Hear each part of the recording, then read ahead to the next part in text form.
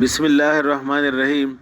I am Dr. Mohibullah Wazir, and the topic is cervical vertebrae. Cervical vertebrae, that is the vertebrae in the cervical region of the vertebral column. Note over here, please, there are 7 vertebrae, and out of these 7 cervical vertebrae, the first and the second and the last, that is the 7 cervical vertebrae, these first 2 and the last one, these are called as atypical, while the second, third, the third, fourth, fifth and sixth, these are called as typical. Okay, note one point, that the cervical vertebra, whether typical or atypical, it has one special characteristics, and that is this foramen in the transverse process, which is called as foramina transversarium. This foramina transversarium is present in each vertebra. This is first, this is typical, and this you can see this is the second, and in each vertebra there is present this foramina transversarium, and this is the typical of the cervical vertebra. Okay, now we discuss each vertebra separately. First we discuss the typical cervical vertebra. Look at it. The typical cervical vertebrae is having some characteristics. Number 1, the body is small as compared to the other vertebrae, to the thoracic or the lumbar region, and the upper surface of the vertebra is concave. Secondly, the transverse process is having a foramen present in it, which is called as foramina transversarium, and it is having this anterior bar and this posterior bar. The two are united with one another by this bar of bone, and each bar ends in a small tubercle, which is called as anterior tubercle and posterior tubercle. Each transfer process, it ends in 2 tubercles, posterior and anterior tubercle. And the anterior tubercle, 6 cervical vertebra, anterior tubercle of the 6 cervical vertebra, that is the largest one, and this is also called as, this one is the 6th cervical vertebra, and this is also called as the carotid tubercle, because over here lies the carotid artery, and carotid artery can be compressed at the anterior surface of the transverse process against the anterior tubercle. That's why the anterior tubercle at the transverse process of the 6th cervical vertebra is also called as carotid tubercle. Now, passing through this foramina transversarium is the vertebral artery, the vertebral venous plexus, and the sympathetic nerves.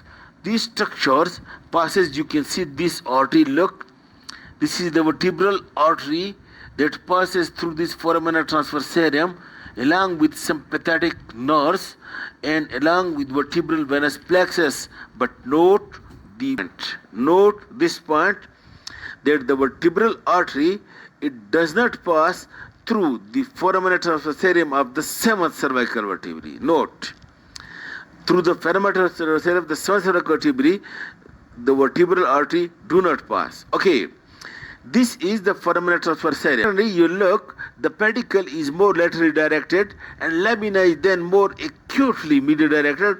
In this way, the vertebral canal, which is being formed in this cervical region, this is triangular in shape. And then another point which is characteristic of the typical cervical vertebra, that is the spine, which is small and it is bifid. Look, the spine of the cervical vertebrae is bifid, having 2 processes. Okay, These are the characteristics of the typical cervical vertebrae. Then out of atypical, the first vertebra out of atypical, that is being called as the first vertebra out of atypical, this is as the axis, the atlas. The first vertebra is called as atlas, and the atlas is the bone which support the weight of the skull. The weight of the head and skull is being supported by this first vertebra. That's why it is being called as atlas. And note the point that this atlas vertebra or first vertebra is having no body. Note. And it is said that the body of the first vertebra is being migrated to the second to make sense of the second vertebra, which is called as odontoid process.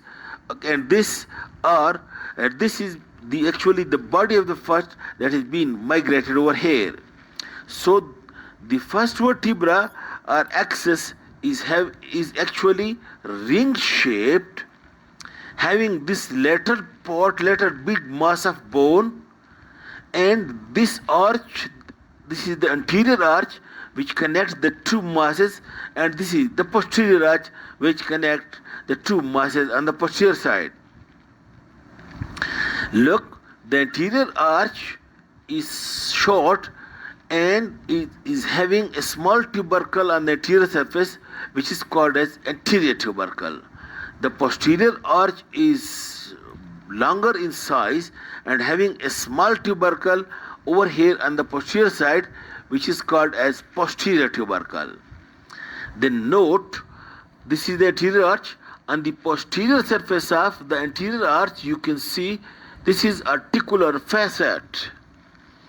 This articular facet is actually for articulation with the articular facet on the anterior surface of the odontoid process of the second vertebra. This articulate over here. The articular surface and anterior surface of the second, and articular surface on the posterior surface of the first articulate with one another. And then posterior to it, over here, posterior to the dance or odontoid process, over here there is a ligament which is called a transverse ligament. Okay, and then look at the lateral mass. Lateral mass is having a very bean-shaped or kidney-shaped articular surface at its superior surface, where it articulates with the condyles at the occipital bone. It articulates with the condyles of the occipital bone and support the skull. And note the point that this joint, atlanto-occipital joint, only the noding movements, that is the front and back movements, are being permissible at this joint, and it carries the weight. And then on the posterior surface, again almost oval or circular articular facet which articulate with the articular facet at the superior surface of the lateral mass or the body of the axis. These two articulate with one another like this, and at this joint, that the joint between the atlas and axis, over here rotation movements are being possible.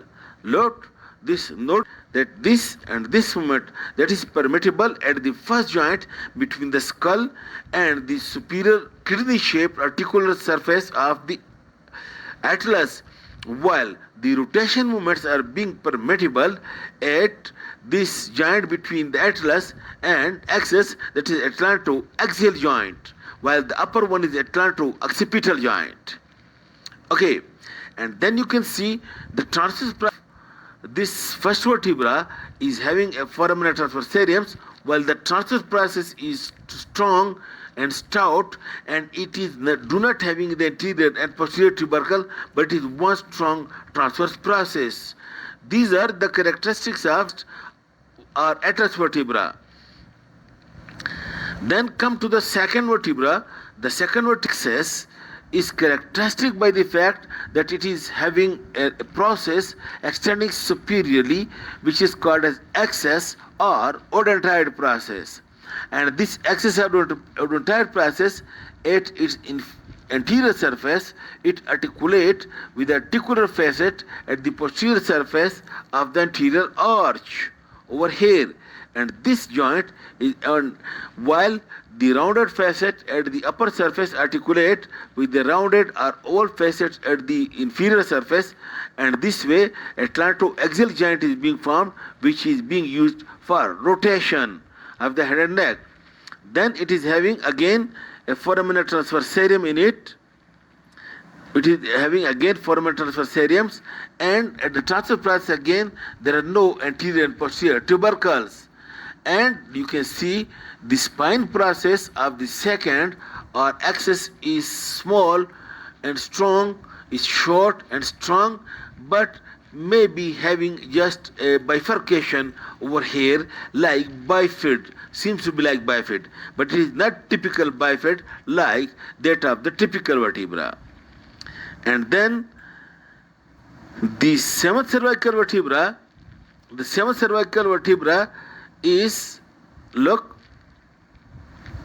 the seventh cervical vertebra is again characteristic by the fact, look, that it is having the foraminal transversarium in its transverse process, but the vertebral artery do not pass through the foraminal transversarium of the seventh, while the spinous process of the seventh, which is specially being visible and palpable over here at the lower part of cervical region, when you see from the posterior side, over here you will see a very prominent spinous process, and that is because of this prominent strong spinous process of the seventh, which is visible and palpable and which is not bifid, this seventh cervical vertebra is also called as the vertebra prominens. The sixth cervical vertebra is called as the carotid because of that carotid tubercle at the transverse process. This is all about cervical vertebrae, and I hope you have got it. Thank you very much.